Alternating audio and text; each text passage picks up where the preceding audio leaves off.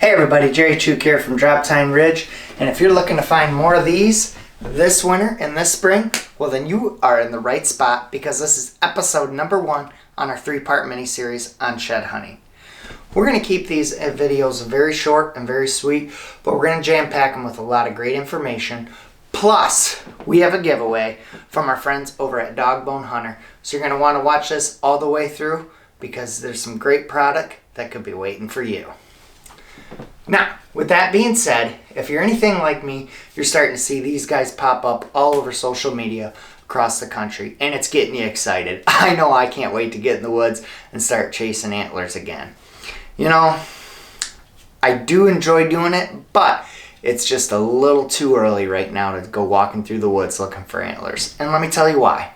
Number 1, it's 3 degrees outside, folks. There's no need to do that to yourself. Trust me.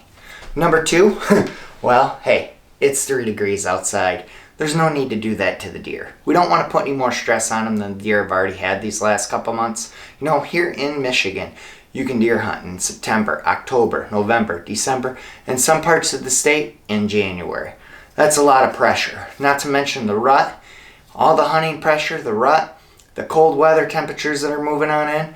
And if you're getting in there walking in the woods too soon, we're just adding more and more stress on these deer, cooking up a recipe for deer survival disaster. And we don't want that. Number 2, well, I hunt a lot of public land, so I don't want to chase anything off that has this on its head onto a neighboring property that I don't have permission to hunt on.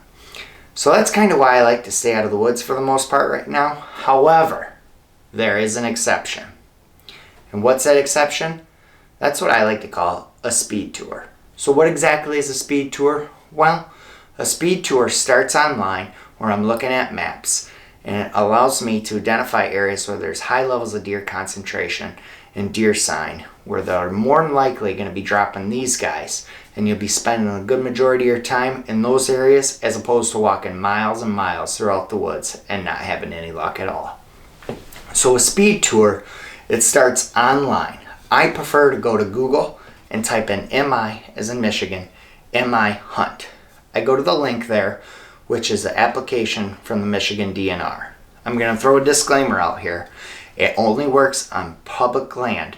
And I'm not sure if it works in any other state. You know, if other states have something like this, so you're definitely going to want to look into it, because it's a great resource. And let me tell you why. It's different from mini maps. It shows the level of density of trees. Is it high level density trees, low level density of trees? Is it upland conifers? Is it swamps? Is it gravel? Is it aspens? And what we like to focus in on, the oaks. Now I like to focus in on these brown areas, which are the oaks, because that's where the deer are going to be focusing on, especially on these public lands where there's no agricultural land for them to feed off of. So once I've identified usually 10 to 12 different areas, I'll jot them down on a map, and I'll simply jump in my truck and I'll drive out to those public lands for a quick tour of the area. Now once I'm touring the area and I come across an area where I know that those oaks are at, most of the time I'm able to glass from the road using a good pair of binoculars to see if the deer are in there or not. I can simply see if there's trails going in and out, if the deer got the area all scuffed up or not, and if they do, then great, I'll note it and move on to the next spot. If I'm not able to tell it from the truck, I'll have to get the boots to the ground. And I'll usually spend 5 to 10 minutes walking around the area, and that'll tell me if the deer are using that area or not. It'll tell me if there's a lot of deer sign there or not, and if there is, I'll note it and I'll move back to the truck and I'll move on to the next spot. If there's not a lot of deer sign, I'll also note it, and here's why. Because those oaks might have not dropped this year, and next year they might, and they might be a great hunting spot for sheds or for a tree stand during deer season.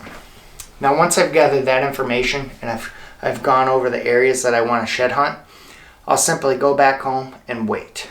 And I usually will wait till the end of February to start shed hunting, because I like to give them time, obviously, for the antlers to drop, the deer to kind of go back to normal, and for that bad weather to subdue. So once I've done that, I'll think about things that I want to take with me to the woods that are going to help me be successful. Number 1, a good pair of boots. I personally like my Danners and Mucks. They allow me to walk comfortably and with ease. Anything that makes you walk comfortably and with ease, you're going to want to put them on and bring them with you when shed hunting. Number 2, like I said, you're going to want to bring a good pair of binoculars.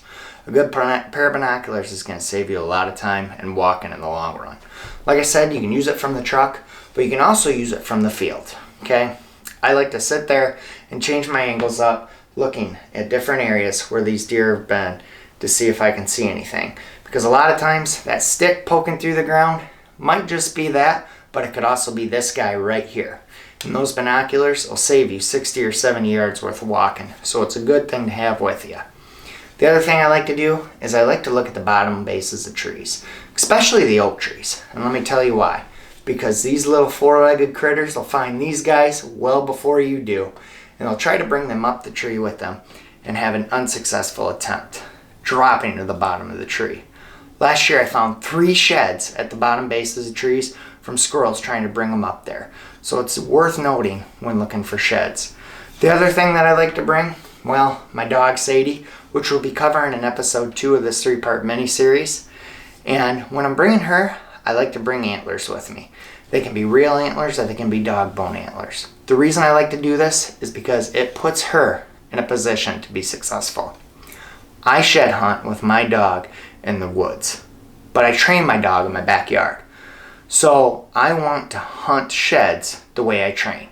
So my dog can find, 3 to 4 sheds in a half hour in the backyard. But that's not how it works in the real woods. So I'll bring these antlers here and I'll throw them in areas where there's high level signs of concentration of deer.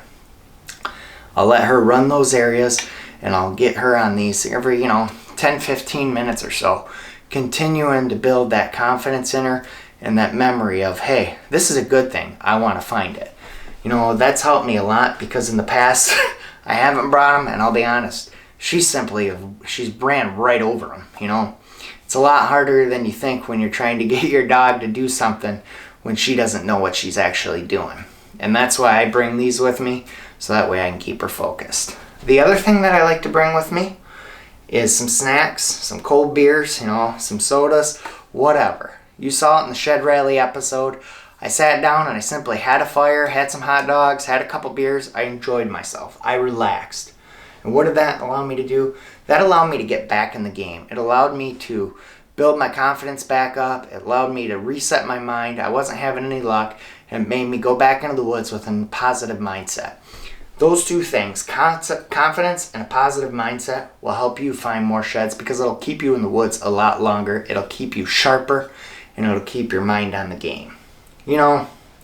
Shed hunting, really, it's tough. You can put on a lot of miles. It's like finding a needle in a haystack. However, following the speed tour will put you in an area where there's a high level concentration of deer sign where they're more than likely going to drop these during the winter time.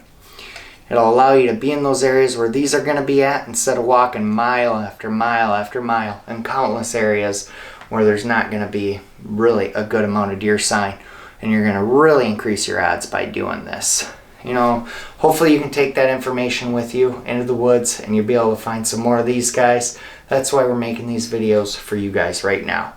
Now, like I said, we have a special giveaway from our friends over at DogBone Hunter, and here's how you enter. Okay, all you got to do is go over to our Facebook page, Drop Tine Ridge, and give us a like. Okay, once you've given us a like, go to the official shed post and post a picture of your favorite activity from this past season, and you're automatically entered into a championship prize where you can win some awesome DogBone product. This stuff is what I use, and it's really helped me out quite a bit. We're going to be giving away 6 bottles of this right here, and then 1 grand prize of this right here. So folks, get entered, take this information with you to the field, and you'll have a lot more luck this winter and this spring. We'll see you in the woods.